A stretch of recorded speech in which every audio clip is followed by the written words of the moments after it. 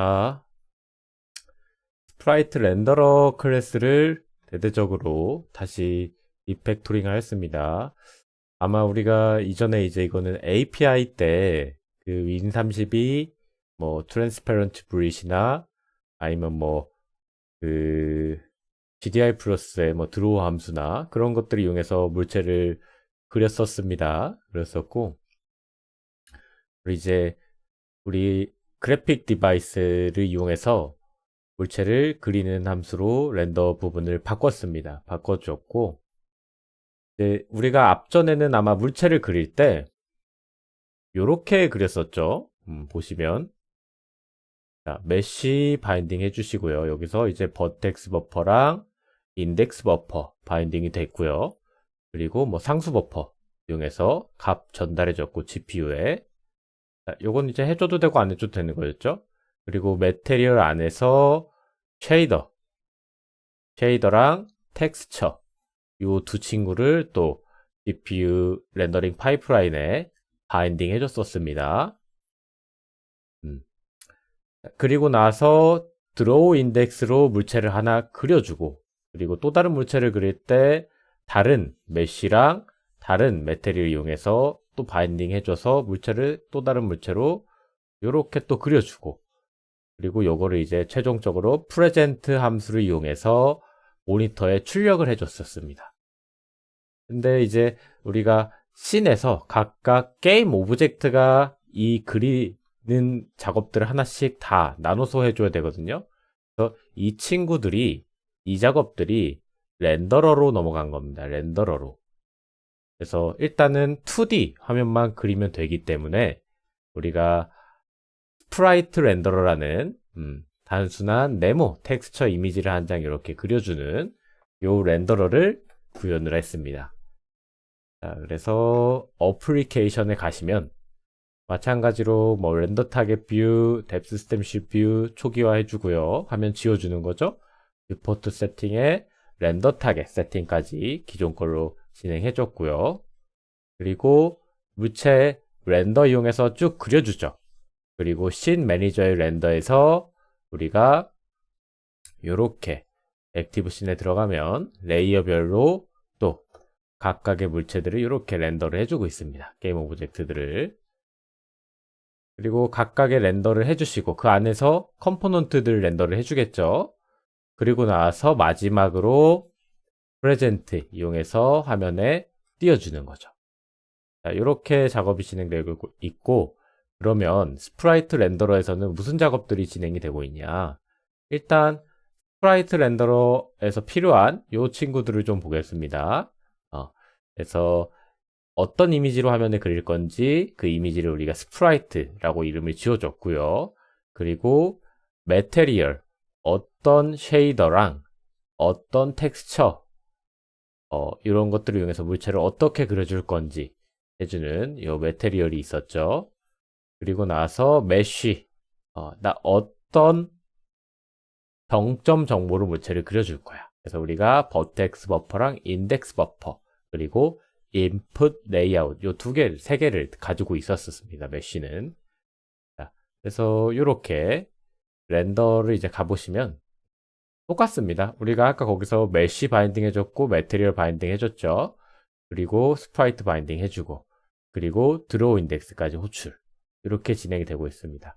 원래 이 안에 매테리얼이 텍스처도 같이 바인딩을 해줘야 되는데 지금 보시면 매테리얼 텍스처가 기본적으로 들어있지만 유니티나 이런 것도 한번을 확인해 보시면 스프라이트 렌더러가 따로 있습니다. 이렇게 자 스프라이트 렌더러가 따로 있고 옆쪽에 있는 이 이미지로 물체를 그려주죠.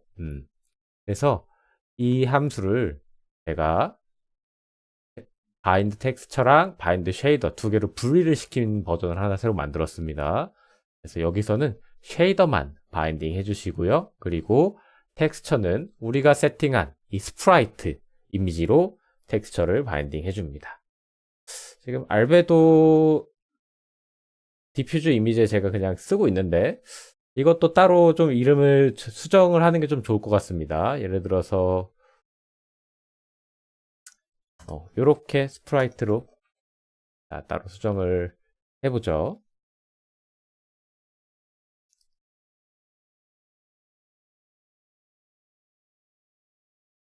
이렇게 혹시나 겹치지 않게 하기 위해서 스프라이트로 작업을 좀 바꿔줬고, 그리고 자, 그럼 이 친구가 지금 5번이죠, 5번. 0, 1, 2, 3, 4, 5번. 자, 그러면 이쪽 쉐이더에서도 텍스처에다가 여기 T 5번 스프라이트로 이름을 해서 바꿔주겠습니다. 자, 바꿔줬고, 그러면 이제 이 스프라이트 기본적으로 버텍스 픽셀 쉐이더에서도 자, 이 친구로 샘플링을 진행해 줘야겠죠? 그래서 물체가 잘 그려지는지 한번 또 확인해보고,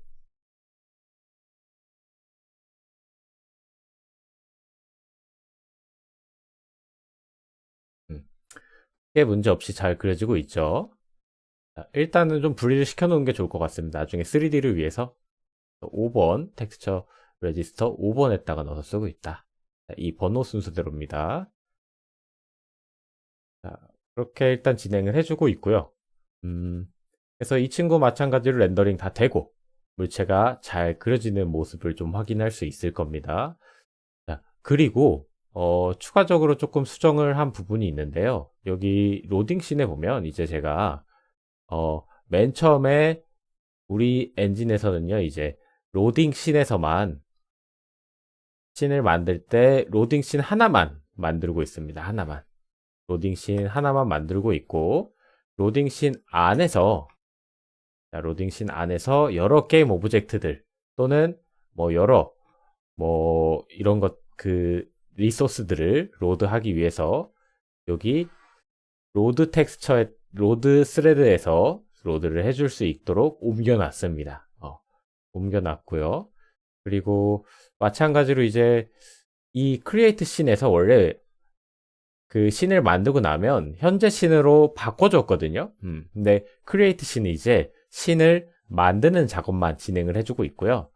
현재 씬을 로드 하실 때는 로드 씬을 꼭 이용을 해주셔야 됩니다. 로드 씬으로 씬을 바꿔주는 작업을 따로 설정해 주셔야 됩니다.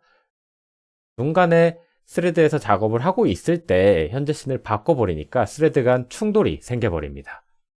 그래서 서로 간의 데이터 간섭이 있지 않게 여기는 정확하게 씬을 만드는 작업만 진행을 해주고 있어요. 그러니까 이 안에서 우리가 이제 이렇게 오브젝트들을 로드를 하더라도 자 이렇게 지금 로드를 해주고 있거든요. 큰 충돌이 없이 작업이 진행될 수 하기 위해서 저렇게 구조가 조금 바뀌었습니다. 그래서 이제는 이제 우리가 DX에서 그냥 물체를 그려주는 게 아니라 자, 이렇게 원래 API 때 오브젝트 다시 생성해줬던 것처럼 오브젝트 인스턴시에이트로 오브젝트 생성해 주시고요. 그리고 뭐 어떤 씬이든지 간에 내 오브젝트가 사라지지 않을 씬이다. don't destroy onload 함수 이용해서 여기 don't destroy onload 씬에다가 물체를 옮겨 주시면 됩니다. 그리고 이제 컴포넌트 추가해 주셔가지고 어떤 컴포넌트를 이용할 거야. add 컴포넌트 함수로 컴포넌트 타입 정해주시고 만들어 주신 다음에 받으신 다음에 컴포넌트만 또 있으면 안 되죠. 텍스처가 있어야 물체가 그려집니다. 그래서 setSprite 함수로 여러분들이 처음에 로드한 텍스처 찾으셔서 불러와 주시면 됩니다. 그러면 최대한 뭐 유니티 엔진과 비슷하게끔 조금 설계를 해놨습니다. 그래서 모든 거를 비슷하게 만들 수는 없는데 최대한 비슷하게 설계를 했고요. 그리고 추가적으로 뭐 지금 보시면은 스프라이트 렌더러는 사실 다양한 기능들이 많이 있어요. 다양한 기능들이 많이 있는데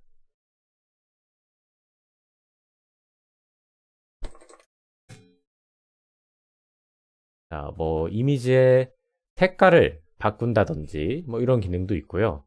뭐 마스크 상호작용 뭐 이런 기능도 있고 뭐 소팅, 마스크 뭐 이런 기능들이 있는데 이런 거는 이제 여러분들 한번 직접 사실 구현을 해보셔도 좋고요. 이 기능들을 이제 하나씩 추가를 해보시는 겁니다. 본인 엔진에다가.